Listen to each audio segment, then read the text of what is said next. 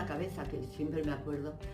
Pienso que tenía yo 13 años, estábamos en mi pueblo, era un domingo, la mayoría de mis hermanos se habían ido ya de casa, unos a trabajar, otros se habían casado, mi hermana se había ido religiosa, dos habían ido al seminario, y estábamos en casa, mis dos hermanos pequeños y yo, y era un domingo hacia las 11 de la mañana, habíamos vuelto de misa, y estábamos pelando guisantes para la comida, serían hacia las 11, 11 y media de la mañana.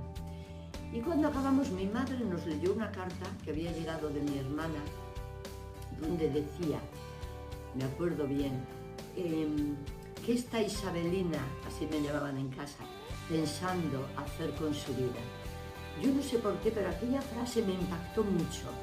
Y aunque nunca había querido ser religiosa porque me daba pena que todos iban yendo y mis padres ya quedaban solos, aquella frase me impresionó mucho. Y yo creo que fue el principio de mi vocación. De ahí viene ya todo lo demás, cómo fui al colegio de Elizondo, etc.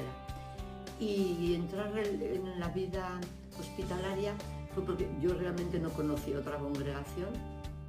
Había varias chicas de mi pueblo, y entre ellas mi hermana, hospitalarias, y de ahí ahora me alegro mucho de que Dios me llamara específicamente a esta congregación, y aquí estoy hoy.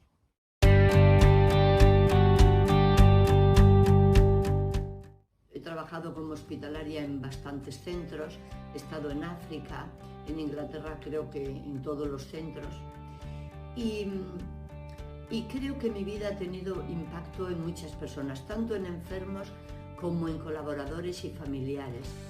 Y yo creo que ha sido mucho porque yo amo mucho el trabajo que hago y lo hago con mucho entusiasmo y con dedicación. Trabajo con alegría. Y yo creo que esta entrega al trabajo, y sobre todo el hacerlo con entusiasmo, con deseos de vivir, ha ayudado mucho a la gente. A veces los familiares me dicen, hermana, con qué energía y con qué vida y con qué ilusión hace su trabajo. Y yo creo que esto ha impactado, porque me lo dicen, es toda una gracia de Dios.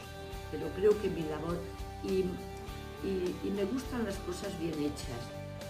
Me gusta atender con mucho cariño y compasión, y trato en mi vida, desde la oración, desde el darme cuenta que lo que haces, lo haces por Dios, trato de hacer las cosas con entrega y con cariño. Creo que Dios me da compasión por los demás. Yo creo que esto se nota y me parece que esto ha hecho impacto en los demás.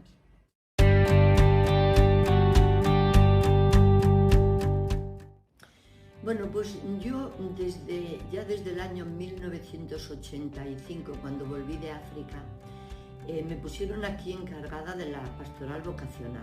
Y en realidad, pues más de 30 o 40 años he estado trabajando en la pastoral vocacional. Pero últimamente, ya desde estos últimos 6 años, por encargo de la provincial, me he dedicado mucho más a los jóvenes. Y ha sido una gran gracia. Ahora mismo estoy envuelta en varios grupos de jóvenes. Uno se llama Live in Flame Youth Group, que lo llevamos con los carmelitas. Otro es Pure in Heart Youth Group, que lo organizan los mismos jóvenes.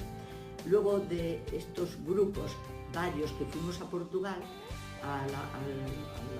lo de la juventud, hemos formado nuestro propio grupo y nos juntamos aquí cada 2 domingos, y es un grupo de oración, y este grupo es más de discernimiento vocacional.